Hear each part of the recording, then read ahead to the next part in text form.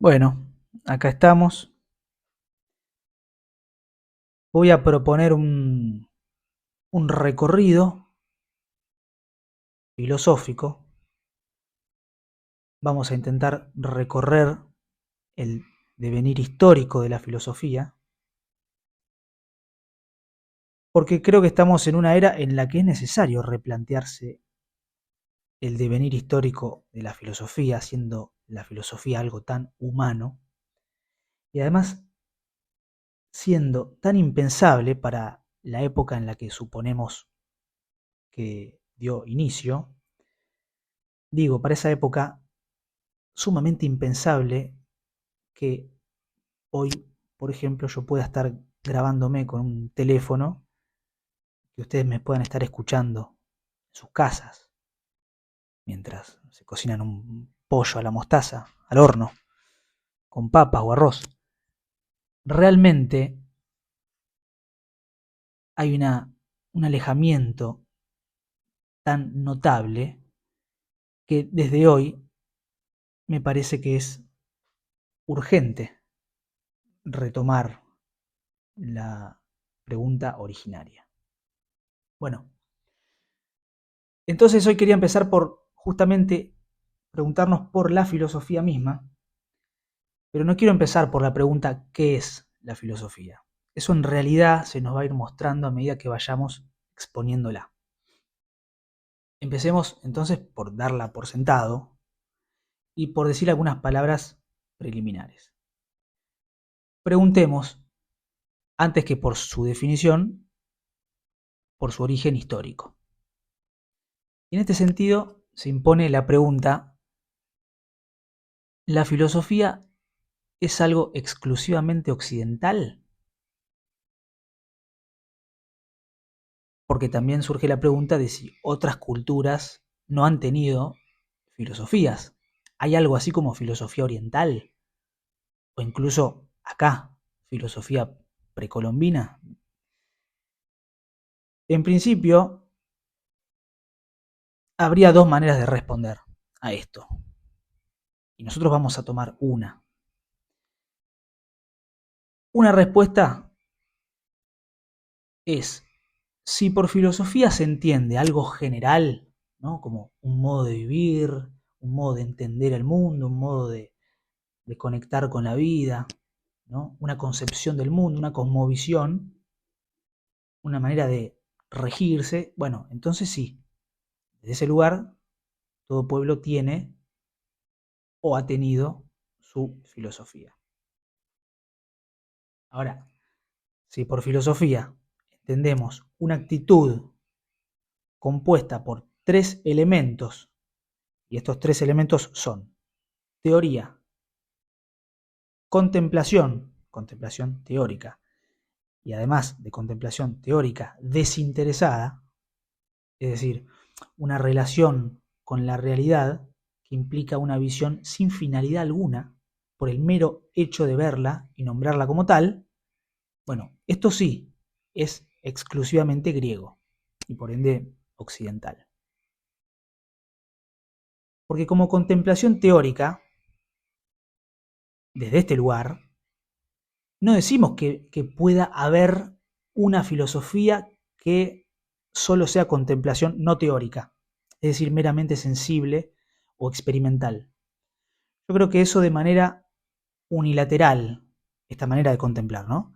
De manera unilateral, sin la teoría, se queda a mitad de camino, por un lado. Y por otro, creo que la meditación o la contemplación teórica subsume e incluye ya de por sí como fundamento necesario la contemplación sensitiva y experimental. Quizás esto se nos vaya haciendo más claro con el devenir de las charlas. El término filosofía, por empezar, todos lo conocemos, es griego. Pero acá me quiero detener, porque la traducción habitual, ¿qué nos dice? Filos, amor, sofía, sabiduría. Entonces sería amor por la sabiduría o amor a la sabiduría. Pero en realidad el término filo, que es filos, y viene del verbo phileo en griego, significa amar con afecto de amistad, querer como amigo, amar puramente, desinteresadamente. Estas son las definiciones del verbo fileo. Este verbo, fileo, es el verbo de la palabra filía, y filía es amistad. Esta aclaración es indispensable porque para el griego antiguo no hay una palabra que podamos traducir verdaderamente por nuestra ambigua y general palabra amor. Una de las palabras que nosotros tomamos también por amor, además de filos, que acabamos de ver, es la de epithumia, que es deseo, pasión, apetito. Lo que entendemos hoy por deseo sexual es la inmersión dentro de la psique humana, si se quiere, de Afrodita. Es el amor de pareja, si se quiere. Entonces ya acá vemos que la epithumia en relación con la filía tiene un componente que ya no es desinteresado. Hay un deseo, hay un apetito, apetencia. Y no es este tipo de amor, de ninguna manera, el amor por la sabiduría de la palabra filosofía.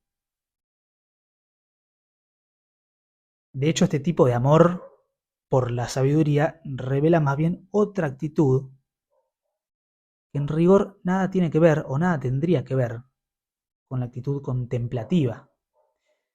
Pero de paso, tengo que advertir que sin embargo tenemos muchos ejemplos de este tipo de relación con el saber a lo largo de la historia de la filosofía. Por otro lado, en relación con amor, está Eros.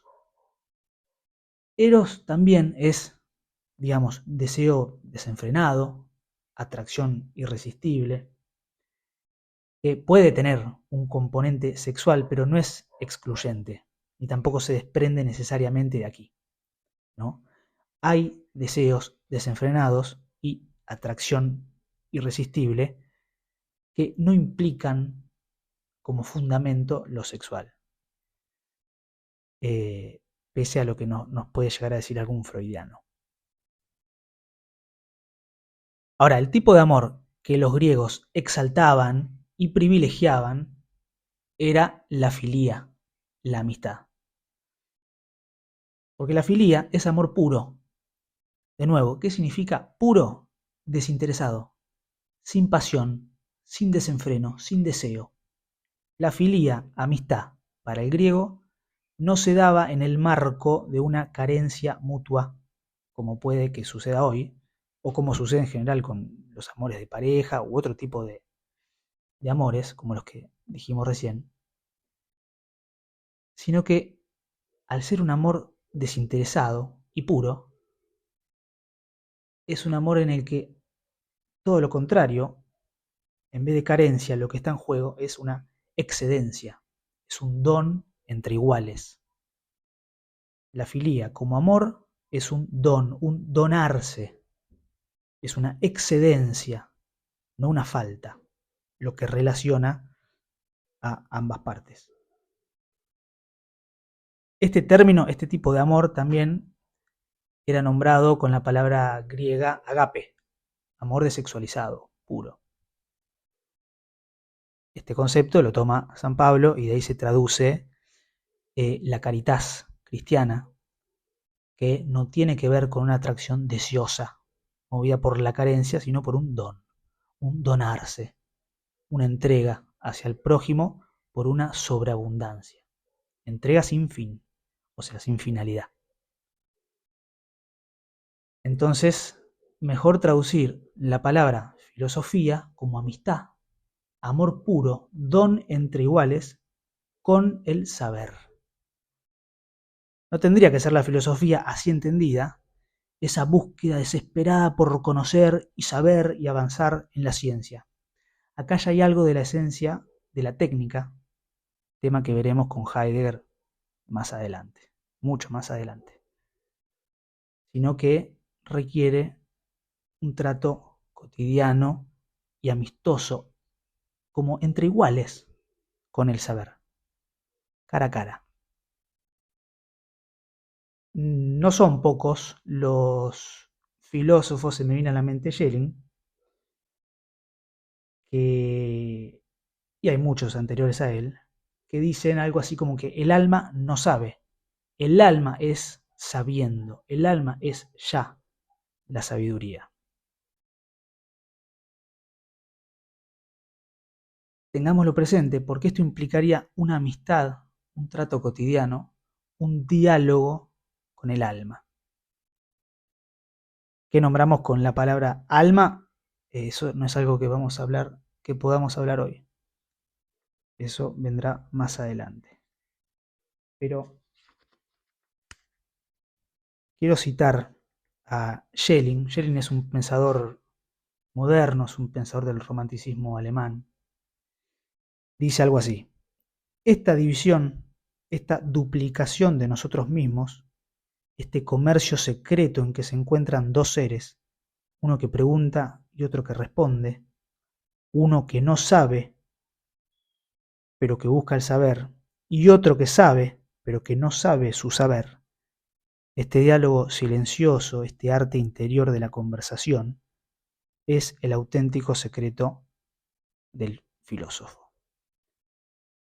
Algo parecido dice Jung en Psicología y Alquimia, y también lo voy a citar, cuando habla sobre la meditación. Se usa la palabra meditatio cuando se sostiene con alguien que es, sin embargo, invisible, un íntimo coloquio, un íntimo diálogo, así como con Dios después de haberlo invocado, o con nosotros mismos, o con el ángel bueno. Lo que aclara después Jung es que esta meditación no se refiere a la mera reflexión, sino a un diálogo interior y por tanto a una relación viva con la voz del otro que está en nosotros y nos contesta precisamente desde el inconsciente. Después veremos que para Jung la palabra inconsciente remite directamente a lo que en la antigüedad se nombraba con la palabra alma o psique. Ahora, este diálogo en que consiste el trato amistoso con la sabiduría se abre en el ámbito de la contemplación.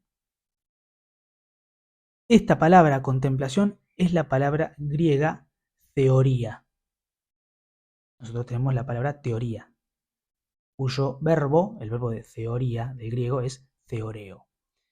Teoría en griego no tiene mucho que ver tampoco con lo que hoy denominamos teoría.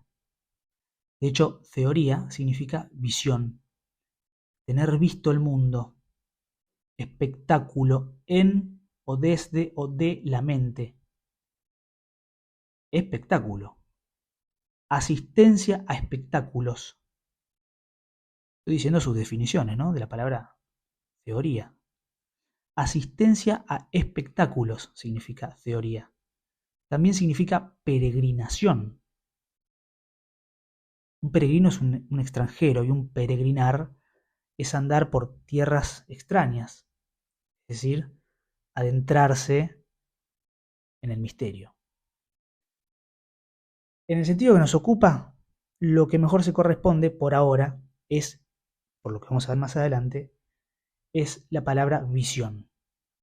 Entonces, teoría, que es la contemplación, en virtud de la cual se da el diálogo amistoso con el saber, es visión. El verbo theoreo, de teoría, implica mirar, observar, contemplar, observar a través de la inteligencia, contemplar como espectador, asistir. Estas son las definiciones del verbo theoreo. En ese trato cotidiano con la sabiduría, el filósofo asiste a través de la inteligencia al espectáculo. va con ella, va con la inteligencia a mirar, a observar, a contemplar, a peregrinar. Bueno, ¿y con qué se encuentra en este peregrinar o en esta contemplación? Con otro término griego que poco tiene que ver con el uso que hoy le damos, que es la idea. Idea en griego es aspecto, forma, imagen, modo de aparecer del ser, carácter. El sustantivo idea en griego se verbaliza en la palabra eidó. Eidó significa saber, pero es un saber en el sentido de tener visto. Este verbo, aparte eidó, está en el tiempo perfecto, lo cual se traduciría por he visto. El verbo en perfecto alude a la cosa acabada, completada, plena. Hay una relación profunda entre el saber, el he visto, la visión, la contemplación y la teoría. Lo que se termina por captar, en todo caso, más que captar, me gusta el verbo inteligir, es la idea, es decir, una mostración del ser a través de la contemplación peregrina de la inteligencia. Una visión intelectual. Inteligencia también, que se nos viene del latín, tiene ese juego del que estamos hablando, porque inter vendría a ser entre, adentro, ¿no? como nexo interior, y el resto de la palabra, ligencia, viene de leer, legere, ver, pero también ligar, unir. Bueno, eso que liga, eso que une, es el legein. Legein, que conocemos desde la palabra logos. Bueno, en este sentido, y solo en este sentido del filosofar, puede llegar a ser una verdadera actitud filosófica el ascetismo de las pasiones. No porque sean malas en sí, todo lo contrario, sino porque interrumpen y dificultan el asistir al espectáculo de la idea a través de la inteligencia. Se precisa silencio. Bueno, hasta acá por hoy. Espero que sirva para iniciar alguna reflexión y si no, que no sirva para nada.